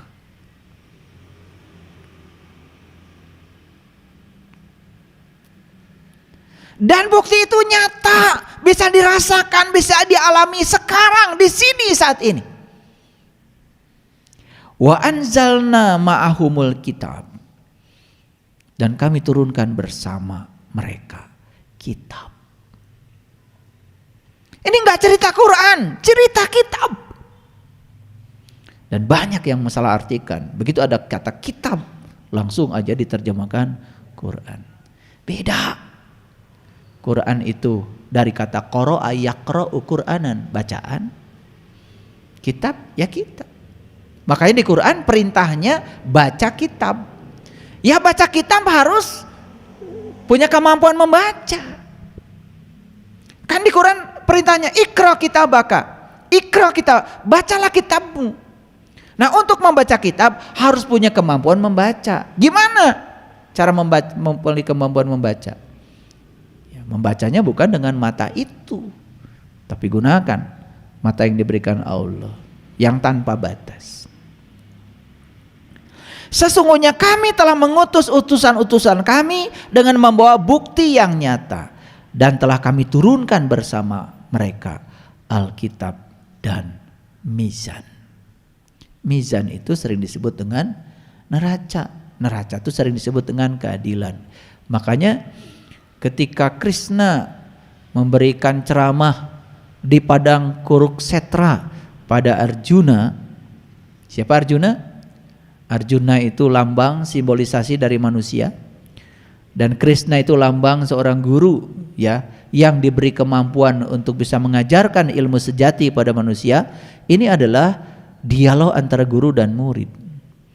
Makanya yang disampaikan oleh Krishna itu adalah 5 dasar kebenaran. 1 adalah pengetahuan, yang kedua adalah cinta, yang ketiga adalah keadilan, yang keempat adalah kesabaran, yang 5 adalah kepengabdian. Nah, dari 5 dasar kebenaran, di situ ada nyelip namanya keadilan. Nah, bahasa Quran itu adalah mizan. Makanya siapapun orang yang sudah mengalami Ar-Rahman, sudah bisa mengalami Ar-Rahman, ya bukan baca Ar-Rahman, barijang tengah arti, maka dia akan mencapai mizan itu.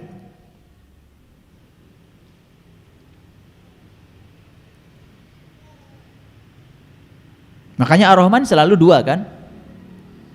Rabbul masyriqain wa rabbul maghribain. 2. Ada 2 matahari. Ada 2 tempat terbit matahari. Ada 2 tempat terbenam matahari. Ada 2 lautan. Marajal bahraini yaltaqiyan bainahuma barzahul la yabghiyan.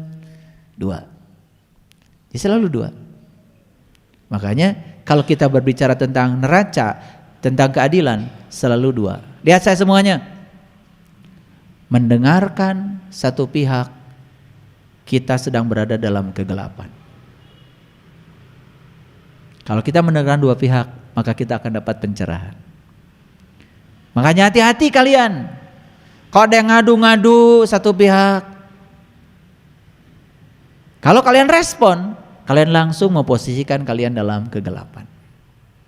Langsung emosi, terpancing, kan gitu. Coba dengar 2 pihak.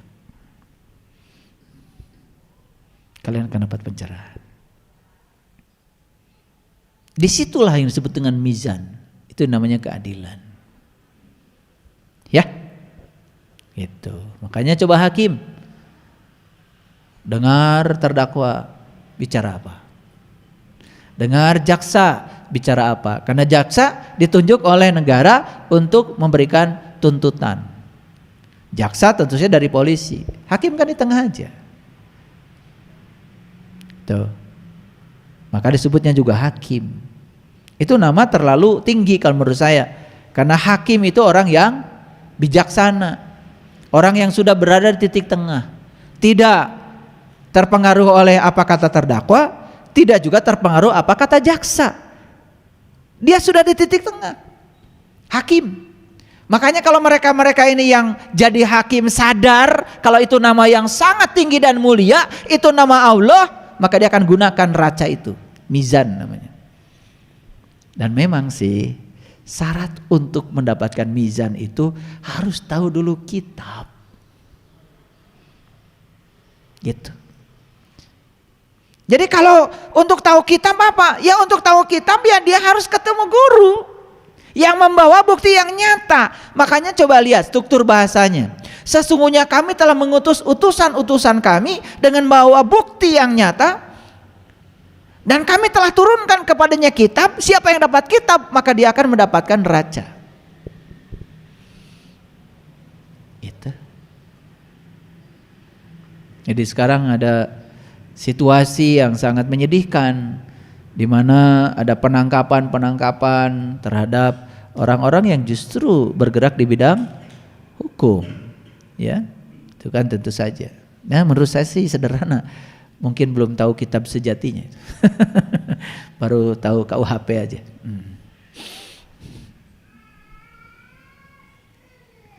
Dan kami ciptakan besi. Nah ini, makanya al-hadid itu besi. Nah besi itu simbolisasi dari tulang sebetulnya. Makanya kalau di Quran surat Al-Kahfi dikatakan, dan kamu ratakan besi-besi itu ya sejajar dengan kedua gunung. Nah, itu di surat Al-Kahfi itu cerita tentang Zulkarnain. Ya toh? Nah, pusing kan? Ya udah, supaya pusing biarkan aja, nggak saya jelaskan. Kami ciptakan besi yang padanya terdapat kekuatan yang hebat. Ya memang besi itu kuat, tapi kekuatan besi ya kalah dong sama baja. Kalau mau dibanding-banding dengan logam, karena ini bukan cerita besi itu, bukan cerita besi yang ada di pandai besi. Ini cerita sesuatu yang diberikan pada kita. Kalau itu digunakan, kamu menjadi punya kekuatan. Coba, kalau tubuh kita ini nggak ada tulangnya, tuh puguh wujudnya. Betul nggak? Ngalumuk jika daging kiloan di pasar. Betul nggak? Kan gagah itu karena ada tulang. Nah karena ada tulang, ya tulang itu kan dibuat sedemikian. Lihat, tangan kita aja tidak sama panjang, berbuku-buku luar biasa. Betul nggak? Dan ini begitu fleksibelnya, luar biasa. Maka Allah bilang, yadullah fawqa aydihim, tangan Allah ada padamu. Tangan Allah ya gunanya buat menyenangkan Allah, bukan untuk menyenangkan kamu. Enak aja. Nah itulah, makanya aku berikan kepadamu besi, ya. Dan padanya terdapat kekuatan yang sangat hebat, yang sangat bermanfaat bagi kamu untuk menjadi kamu sebagai manusia. Di situ. Awas, bukan besi yang di toko besi, nggak ada urusan. Makanya nama-nama surat di Quran itu luar biasa. Al-Hadid, besi. Gitu. Ya. Nah, Allah mengetahui siapa yang menolongnya, dan Allah juga mengetahui siapa yang menolong utusan-utusannya. Kalau gitu saya mau nanya, siapa yang menolong Allah dan Rasulnya?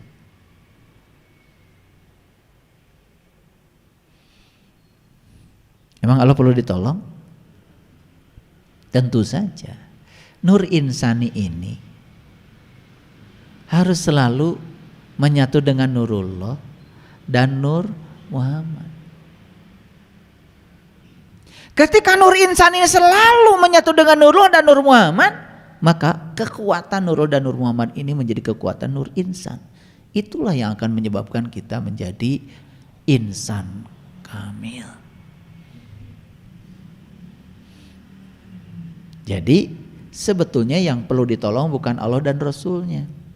Allah dan Rasulnya justru penolong bagi nur insan kita, sang jiwa kita. Jadi cara jiwa ini ditolong oleh Allah dan Rasulnya, jiwanya harus menyerahkan diri pada Allah dan Rasulnya. Saat itu terjadi yang namanya peleburan. Itu namanya tauhid. Itu yang disebut 30 juz.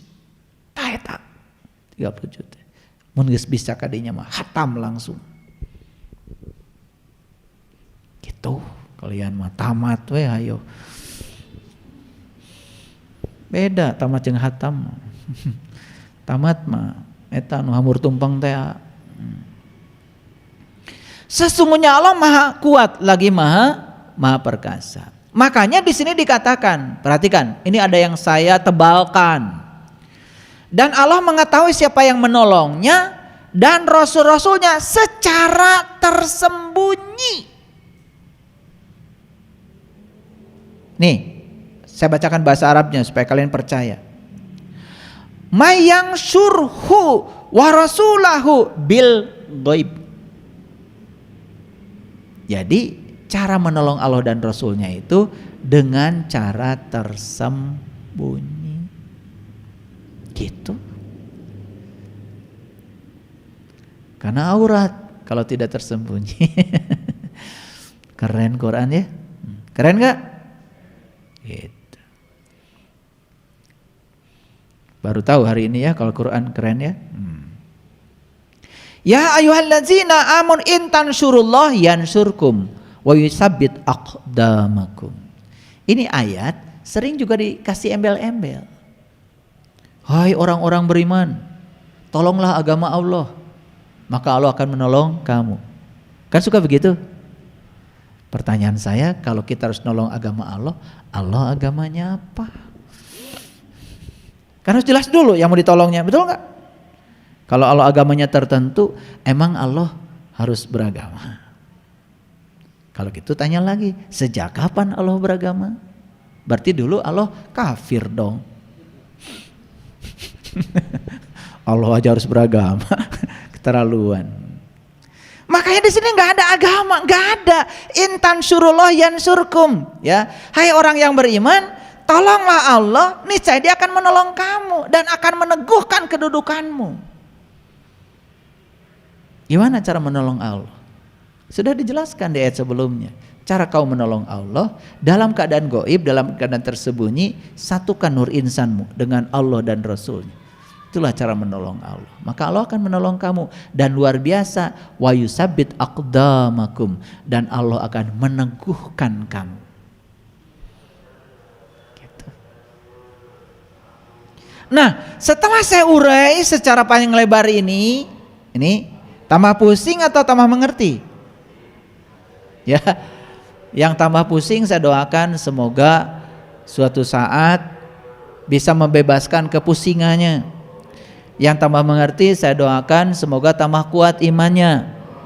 Ya kan? Yang sudah mendapatkan ya cara-cara untuk menolong diri kita sendiri, teruskan, penuh semangat. Ya. Jadi hari ini kita punya gambaran kelompok manusia mana yang bisa ditolong dan kelompok manusia mana yang tidak bisa ditolong. Silakan kalian yang menempatkan diri, mau ditolong atau tidak ditolong, pilihan ada pada kalian sendiri.